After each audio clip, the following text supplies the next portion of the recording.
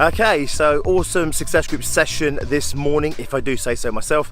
Then had a one-to-one with a client straight after to try and help her with her business and do a bit of a sanity check on her business model and what it is she's trying to create over the rest of this year and into next year.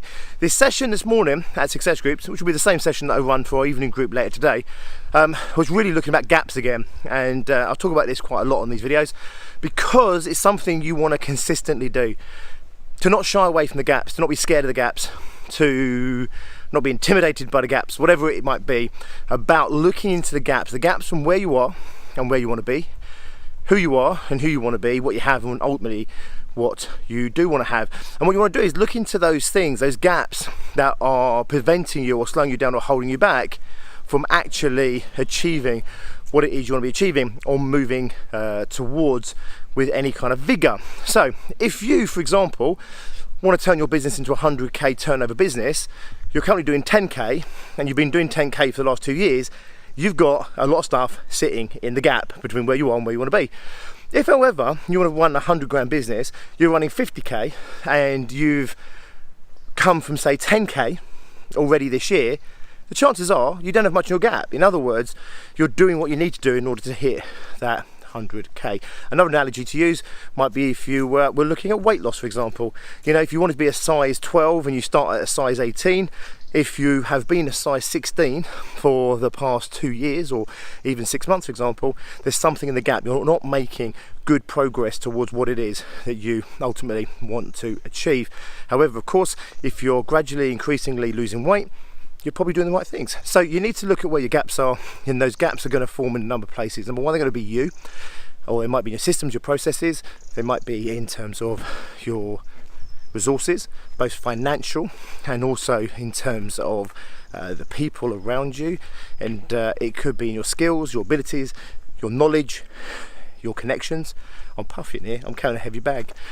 So have a look for those gaps, plug those gaps, choose the biggest gap that's gonna reap the greatest returns. I see so many people tinkering with little bits, you know, if I can perfect this one little thing that's not right, if I can do this one little thing over here that's not right, the chances are, if you're a long way away from achieving some of your biggest goals, you don't need to look at the tiny micro level things to change. There'll be some big macro stuff that you can get involved with, the big changes. The joke I always make, you know, if you're 20 stone and you go to a nutritionist, it isn't a lot of point looking at micronutrient levels if you're down in, I don't know, a crate of lager every night and, I don't know, having pies for breakfast. It's obvious where you need to make those changes first of all.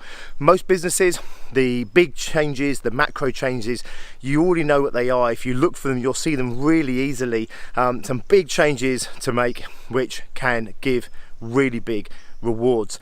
You don't need to go into the detail until you start becoming a finely honed, finely tuned athlete. Then you need to worry about all the little bits and all the little nuances and everything else. Hope that makes sense. Anyway, I'll be delivering the same message later on today. Don't be afraid of the gap. Absolutely step into the gap, embrace the gap, explore the gap, gain awareness of the gap, look at what's in there and dare to challenge it, fix it, change it, alter it, mend it, improve upon it, cut it out, whatever it is you need to do in order to plug that gap. Gonna jump off home right now. Tracy's not with me today, actually, bless her little heart, because she's got a significant cold that came out in about 24 hours and absolutely has laid her out in bed. So I'm here all on my own. I'll be back here later on my own. Tonight we're also heading off to Birmingham, so it's a big old day. I want to go home. I'm gonna have that cat nap I keep talking to you about. You cannot be a well-timed, well-executed power nap, and I shall definitely be having one of those before I head back here and do it all over again.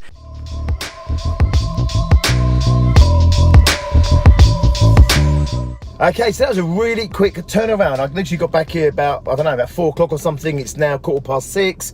I did get my head down, absolutely essential. I keep raving about it. No point just forcing through, no point just pushing through. I've got to perform tonight at Success Groups. I've got a good few hours there. Won't finish there till, I don't know, 9:30.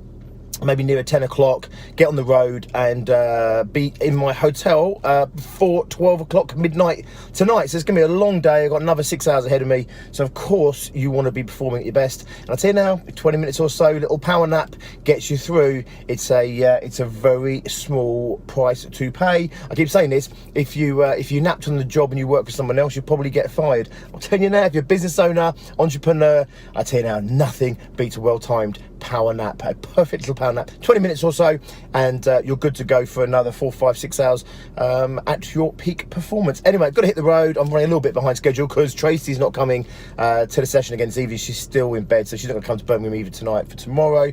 So of course, when the cat's away, the missus will play, which is me typically in my timekeeping. So I've got to hit the road because I've got to get there and kick this thing off at 7 o'clock. Hope you've had an awesome day. Hope you are being productive, doing whatever it is that you're doing. I'll check in with you after success groups, and I will share our journey together all the way to Birmingham tonight. Catch you in just a bit.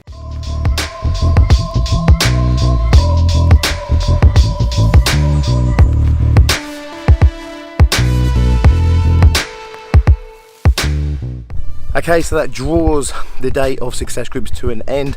Really nice buzzing session in there tonight.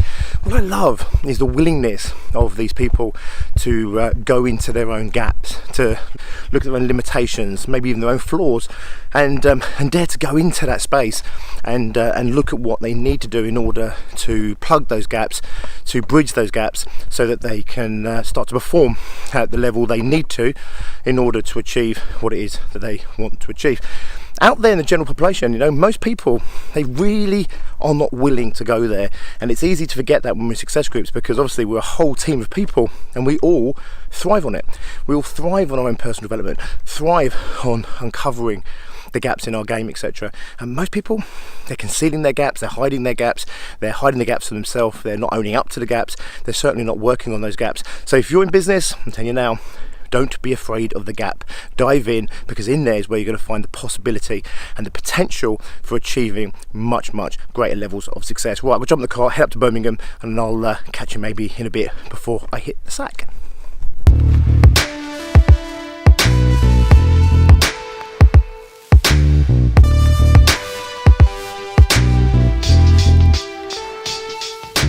Okay, so that brings us to the end of a very long day. Finally got to Solihull about 10 to midnight, checked into the room. I then had to upload the audios from today's success group sessions so that those people who were on holiday or couldn't make the session for whatever reason can still keep up to date with all the content that we covered. Obviously then had to sort out these videos, send them off to the lovely Simon from Perception Studios, who does an awesome job of editing these for me every single day. And finally I had to go through my social media because I hadn't even looked at it today because it's been such a full-on day, and obviously want to make sure I'm just on top of everything there, haven't missed anything, get back on all my emails, etc. So it's about 1:40 in the morning. I've got to get up. We've got a whole day of masterminding tomorrow, so I'm going to have to get some sleep because I'm not as long as I used to, and I cannot just keep pushing. So I'm going to say goodnight to you. I hope you've had an awesome day. I hope you've been super successful doing whatever you've been doing, and I'll check in with you in the morning. Have a good one.